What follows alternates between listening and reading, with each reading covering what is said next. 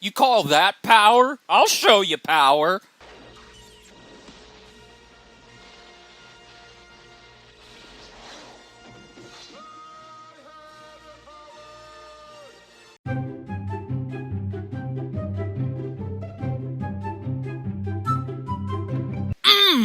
Still gets me every time. In all seriousness, I actually did love that one-liner. Good job, Natalie.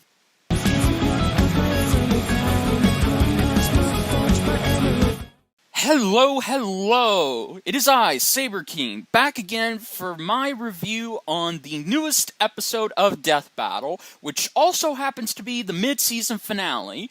So, it is of course appropriate that for this, they chose to end it off big with She-Ra versus the chick who's shown up 3 times already. Okay, I get it. Wonder Woman. I was particularly mixed on this matchup. Yes, I did want it to happen in Season 4, but that was because back then, it was before She-Ra's new show, and I thought it just would have been a better use than, say, Thor vs. Wonder Woman.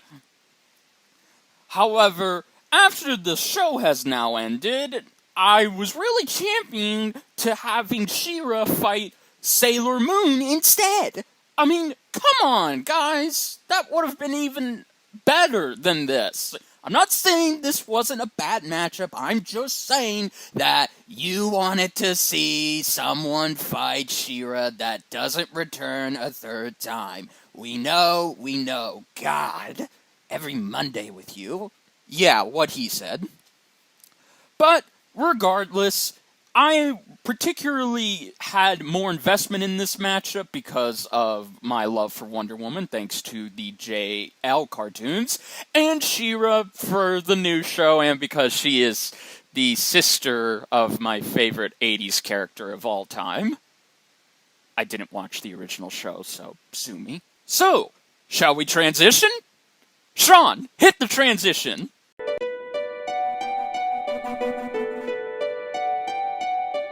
Okay, voice acting. This is kinda gonna be a little on the short side, as I really don't know what else to say that already didn't show itself in the finished episode.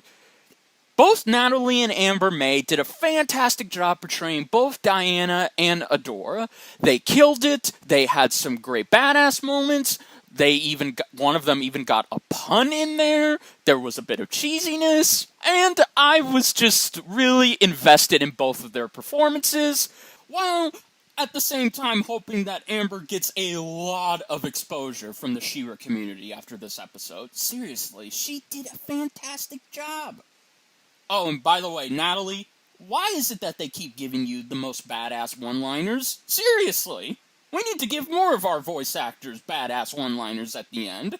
As always, we gotta give my boy DB Universe, aka John, a shout-out for his fantastic storyboarding on this short but sweet animation. He did a great job.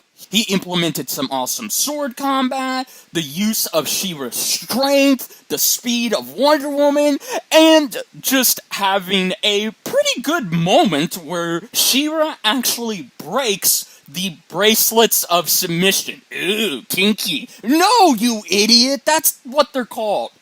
Huh, I wonder if Wonder Woman's creator was, he was a man. Oh, I'm gonna shut up now. Yeah, exactly. Regardless of that, please, if you haven't by now, go give my buddy John a follow on Twitter. Go subscribe to him on his YouTube channel. Go follow him on Discord. What are you waiting for? Shoo!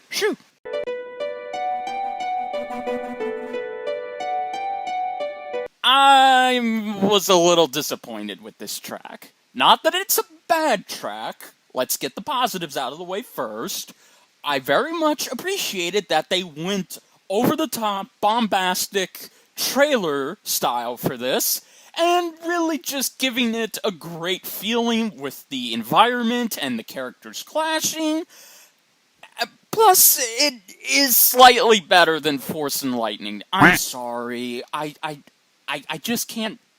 I just have. What do you want from me, people? I have picky taste in music. It's true, he does. But I wouldn't be lying if I were to say that I wish we would have gotten some classic 80s rock guitar, maybe key piano music, some badass lyrics, just to embrace the craziness that these two had back in the 80s. We could do it for Optimus and the Gundam, but not this? Come on! Well, maybe they're saving it for the back half of Season 7, in which case, I'll be patient.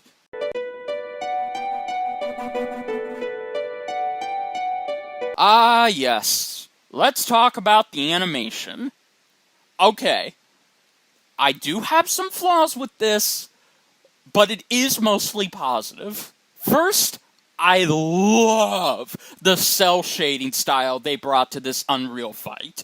Very much doing a good job of making it distinguishable from, say, the clean and smoothness that was Goro vs. Machamp, or the beautiful choreographed textured look that we saw in Kenobi vs. Kakashi.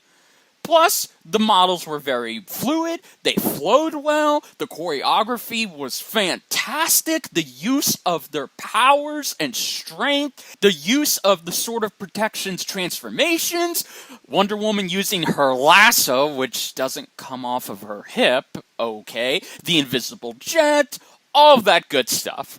It was very, very awesome, very solid, and much better than Weiss vs. Mitsuru.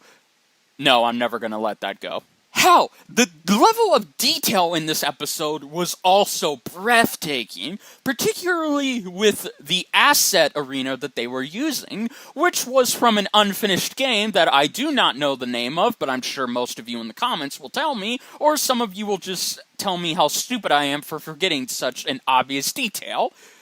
It all looked beautiful. It clashed well with the models. It just brought out so much in this fight.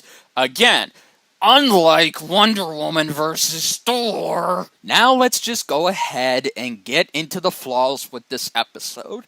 The obvious being, they should have added an extra minute or two to really make the end feel less anticlimactic. Because just having it end with She-Ra breaking the bracelets of submission and Wonder Woman going into God mode, bringing out that OP sword, and then just cutting her head off, it really wasn't as impressive or as grandiose as I was hoping it would be. But that is just my personal preference when it comes to the end death. Still, I do think we should have gotten something much, much better, and that's probably not anybody's fault. It's just, that was probably what they wanted and what the script called for, so I can let that slide. But besides that, the other thing was, I feel like they didn't cover everything for both She-Ra and Wonder Woman when it really came down to the final analysis. I'm not saying that I don't agree with Wonder Woman winning. It's just, I would have liked to hear more reasons as to why Adora just couldn't ultimately put down Wonder Woman, but that's just me.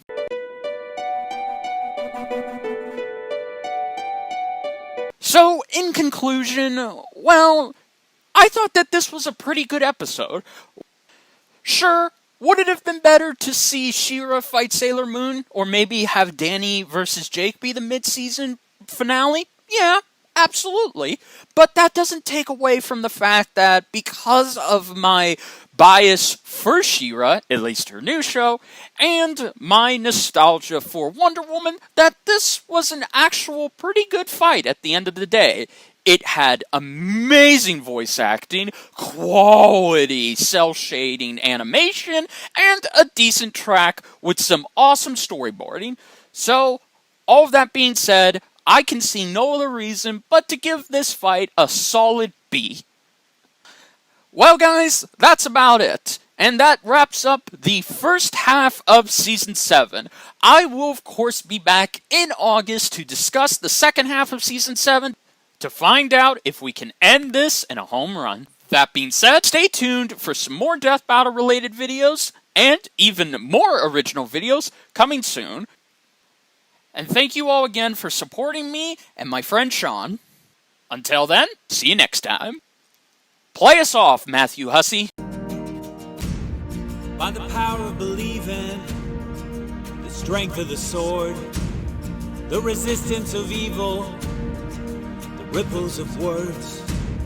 Never dreamed I could be someone, a hero, a force, the one. Control of the castle, the rise of the sun. I believe in connection, I believe in the one. Never dreamed I could be someone.